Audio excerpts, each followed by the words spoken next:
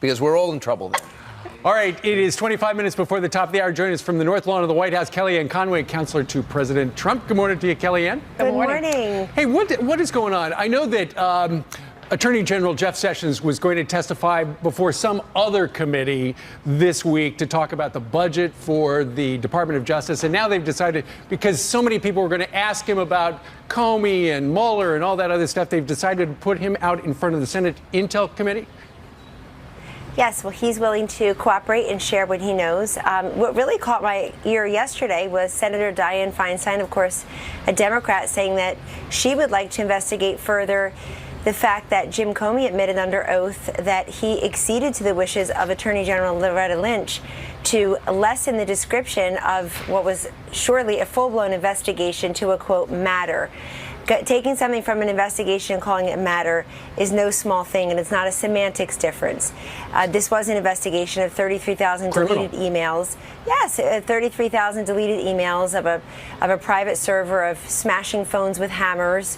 The last time I smashed my phone with a hammer, I wasn't trying to not conceal evidence. So I really like the fact that we're talking about both attorneys general right now, because I think the untold story from last Thursday's testimony it reflected very poorly on members of the Obama administration as well. What was your reaction to Senator Dianne Feinstein, who is a Democrat, a big Democrat from the state of California, and she even agrees with you? She says that Loretta Lynch, we need to be asking some more questions about what actually really happened there. That's right, because remember, Ainsley, that Comey told the whole world that he acceded to those wishes. It made him feel, quote, queasy, but he had no problem doing that. This is a man who admitted he leaked a memo to hurt this president, and that he admitted to agreeing to Loretta Lynch's request to downgrade, essentially, something that was an investigation to be calling it a matter.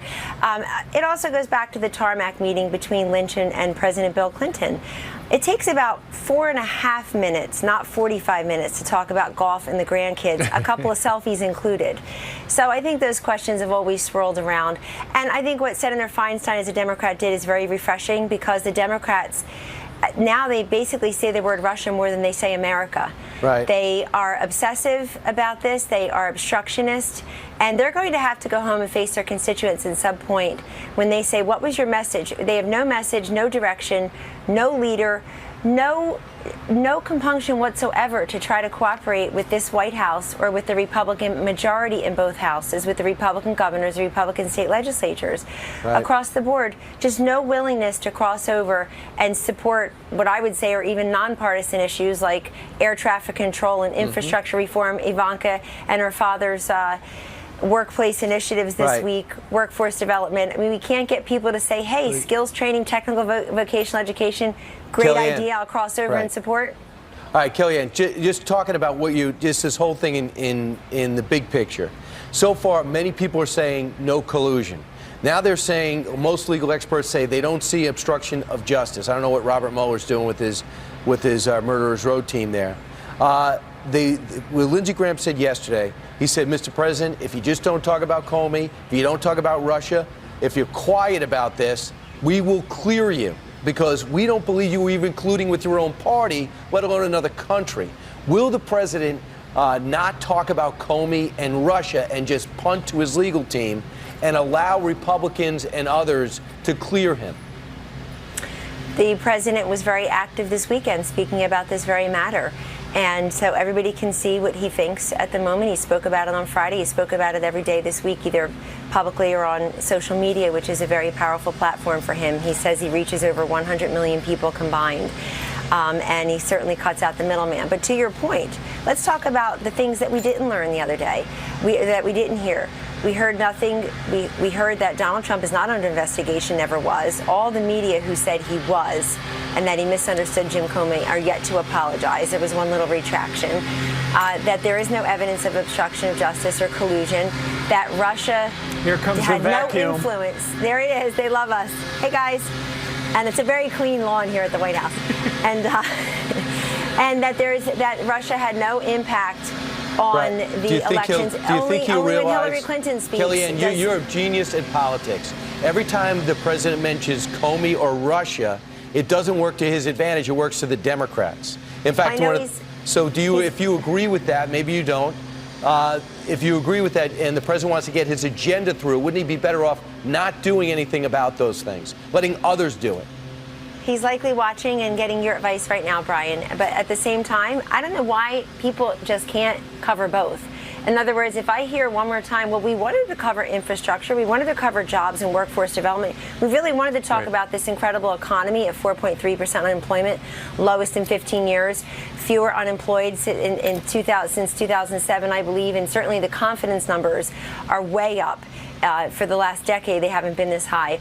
So why can't people cover both stories? Because they're trying to kill you. We really wanted to because do that. these other media outlets are trying to kill you. That's just it. So don't give them the bloody knife. They need to, quote, accept the election results. All the things that I was asked and the president was asked and everybody was asked 6 ways to Sunday from that October 19th debate in Las Vegas when he said, I'll keep you in suspense.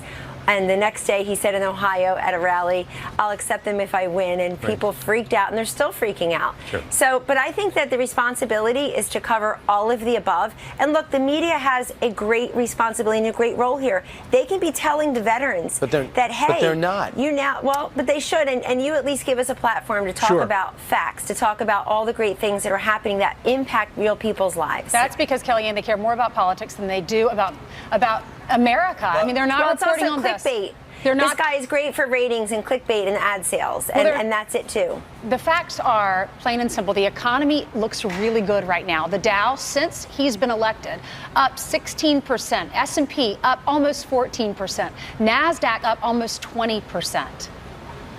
Well, and you can't deny all the confidence numbers as well, which is an optimistic projection. It means that business owners and job creators and consumers will spend their money. They will invest. And they feel very good about the president's policies, all the regulatory rollback. They feel very good about tax reform coming, about health care getting completed, these infrastructure investments, the idea that this White House is going to do what's not been done, which is to dignify and to expand the opportunities for people to get a portable credential or certificate that allows them to go and support themselves right out of high school and not amass a mountain of debt in a four-year college. If they're not college materials, so what? There are all types of career paths in this country. I grew up with the welders, the carpenters, and all. So thank you for mentioning the economic optimism, because people just, they won't. But you know what? The American people know it. We hear from them all the time. We're praying for you. We support you. We know things are progressing. And I think the Democrats are guilty of obstruction of progress. That evidence is very clear. All right. Kellyanne, of course, your boss, the President of the United States, Donald Trump, said at the end of last week, James Comey was a leaker. And then I saw online, it turns out you're the big leaker from the White House because you were talking to some people at a party. Yeah, well, if I were a great leaker, I'd get much better press, don't you think? Part of why I don't is because I won't divulge confidential information. I'll look, two things there. First of all, Mark Short is one of my best friends in the West Wing. He came to my wedding 16 years ago, and he and Kristen are friends of ours, and our families are close. I don't wonder what he does every day. I marvel at it, and I often join in those efforts. I think we had 3 or 4 meetings together just last week. He's our Director of Legislative Affairs. He's one of the many unsung heroes behind me. The other thing is, I never divulge what the president told me. I never would. The president had said publicly that we'll all find out. We have to wait and see if there are tapes. I repeated that and said I converted to no comment. I said that publicly. There's no confidential information there. Thank you very much, Kellyanne Conway from Washington. All right, when we come back, somebody totally different. But he's a fighter, just like the president.